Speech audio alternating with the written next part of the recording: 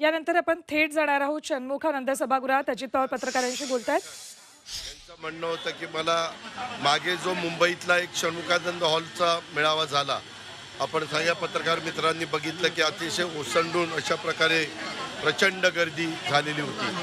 आजचा मेळावा देखील आतमध्ये बसायला जागा नव्हती, बाहेर बसायला जागा नव्हती. एवढ्या महाराष्ट्रातल्या 36 जिल्ह्यामधून चांद्यापासून बांद्यापर्यंत महिला आलेल्या होत्या आणि उत्स्फूर्तपणे आलेल्या होत्या.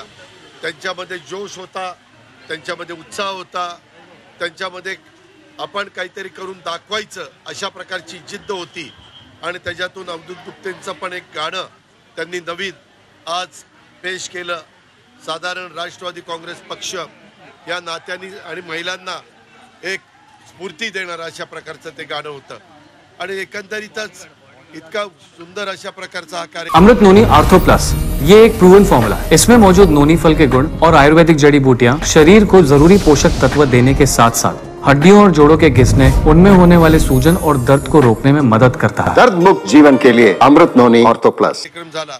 वेगवेगळ्या भागातनं जे काही महिला आलेल्या होत्या, आदिवासी भागातल्या होत्या, वेगवेगळ्या कोकणातल्या होत्या, मराठवाड्यातल्या, आणि त्यांनी त्या पश्चिम महाराष्ट्र, सगळ्या विदर्भ, त्या सगळ्या महिलांनी त्यांच्या वेशभूषेतनं तिथली जी काही तिथली संस्कृती आहे, जी काही तिथली परंपरा आहे, त्या परंपरेला साजेसं अशा प्रकारची वेशभूषा केली.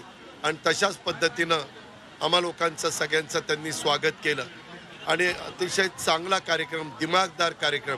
म्हणजे मी अनेक वर्ष पक्षाची स्थापना झाल्यापासून काम करतोय, पण इतका चांगला कार्यक्रम झालेला मी पहिल्यांदाच पाहतोय. दादा, काल तुमच्या सोशल मीडियावर एक व्हिडिओ मुद्दाम केला गेला होता. काय? मुळात तो व्हिडिओ ज्या पद्धतीने रिलीज केला जातोय ऑपोजिशन पार्टीकडनं, तुमचा व्हिडिओ जो गाडीत बसला होता, तुम्ही दाटीवाटीत बसलाय, माझी दादांवर ही वेळ आली, अशा स्वरूपाचा मुद्दाहून जो आरोप सागर, एक मिनिट.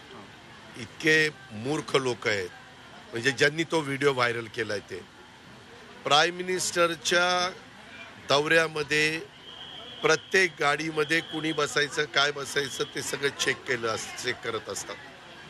आम्ही पुढं एकनाथराव शिंदे ड्रायव्हर होता, मागं मी, चंद्रशेखर बावनकुळे आणि देवेंद्र फडणवीस होते.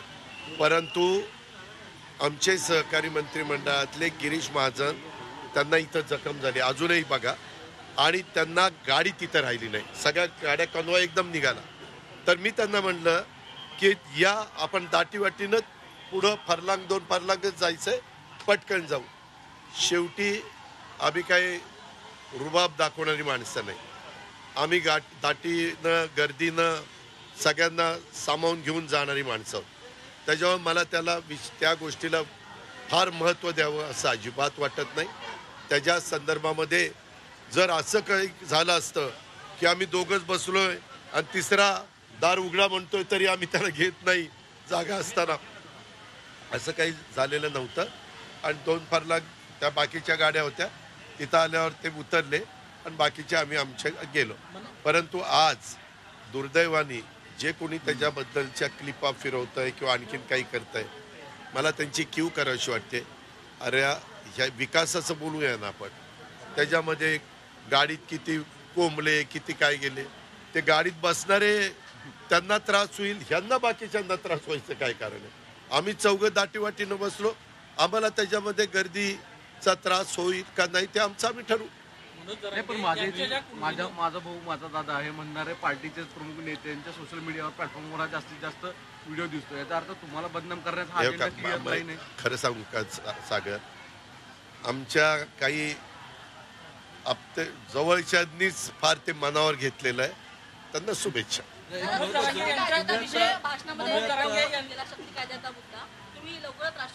नाही, मी असं म्हणालो की त्या संदर्भामध्ये एकदा दिल्लीला जाऊन की बाबा का कायदा, आता एवढा विचारांती सगळा कायदा केलेला आहे आणि तो आता मंजूर झाला पाहिजे. काही कायदे कदाचित त्यांना तिथं त्याच्यात कुठली गोष्ट खटकली असेल तर विचारलं पाहिजे जाऊन. म्हणून मी आदितीला म्हणलं की आज महिलांचं प्रतिनिधित्व करणारी एकमेव मंत्रिमंडळामध्ये आदिती आहे. म्हणून मी तिला सांगितलं किंवा तसं जाऊन मुख्यमंत्री आम्ही अनेकदा दिल्लीला जातो त्यावेळेस आपण जाऊन त्यांना भेटू आणि काय म्हणजे फायनल त्याच्यावर सही का होत नाही, कायद्यामध्ये रूपांतर होण्याच्या दृष्टिकोनात काय अडचण आहे एवढी आपण चौकशी करू. वाचाळवीरांची संख्या वाढते असं तुम्ही भाषणामध्ये म्हणताय ना, की कोणाला उद्देशून मला काही कुणाला उद्देशून म्हणायचं नाही. मी जनरल बोलत असतो. मी काही कुणाचं नाव घेऊन कधीही बोलत नसतो. मी यशवंतराव चव्हाण साहेबांनी जे महाराष्ट्राला राजकीय सुसंस्कृतपणा दाखवला त्या पद्धतीनं आपण सगळे काम करत असतो. तशा पद्धतीनं सगळ्यांनी केलं पाहिजे एवढीच माझी इच्छा. नाना पटोलेंनी तुमच्यावर टीका केलेली आहे की मत मिळालं तर माझ्यामुळे आणि तोटा झाला तर शरद पवारांमुळे. शरद पवारांना वय विचारता मोदींना का विचारत नाही असं नाना पटोले म्हणतात. कुणाचं नाना पटोले असे म्हणतात की मोदींना तुम्ही वय काय विचार, जो वय तुम्ही शरद पवारांना विचारता ते मोदींना विचारा, त्यांचंही वय होणार आहे येणाऱ्या दिवसांमध्ये. आपल्या सगळ्यांचंच होणार आहे. ज्यावेळेस होईल त्यावेळेस विचारू ना. ज्यावेळेस होईल 80च्या पुढे गेल्यावर विचारू. मतदान पवार साहेबांच्या नावावर तुम्हाला मिळालं, फायदा झाला की माझ्यामुळे झाला आणि तोटा झाला की शरद पवार ठीक आहे, साहेबांमुळे झाला आमचं आम्ही बघू. बाकीच्यांनी नाक खोपसायचं काही कारण नाही.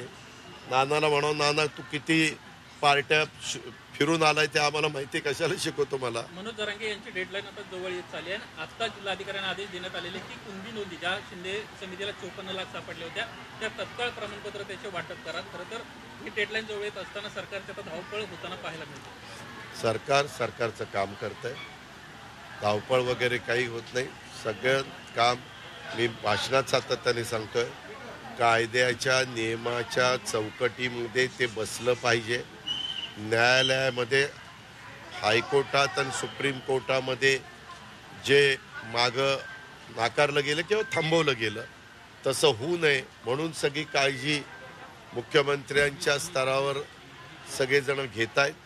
मुख्यमंत्री त्याच्यामध्ये सगळ्यांशीच बोलत आहेत आणि त्या प्रकारे जरी ते आज डावसला असले तरी रोज आमचं त्यांचं बोलणं महाराष्ट्रातल्या महत्वाच्या प्रश्नांच्यावर होत असतं. डिस्क्वालिफिकेशन को लेकर भी सुनवाई शुरू हो चुकी है. राष्ट्रीय अध्यक्ष विधानसभा अध्यक्ष के सामने क्या कहेंगे? कई बार शिवसेना ने उनके कार्यपद्धति वो जो सवाल हमें पूछेंगे उसका जवाब हम देंगे. आज प्रतिज्ञापत्र सादर करण्यात येणार आहे.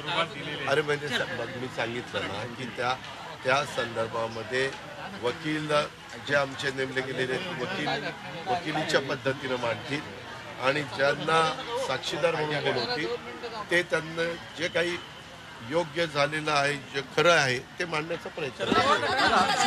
काही जणांनी भावी मुख्यमंत्री तुमची टोपी घातली आहे. अनेकांनी भावी मुख्यमंत्री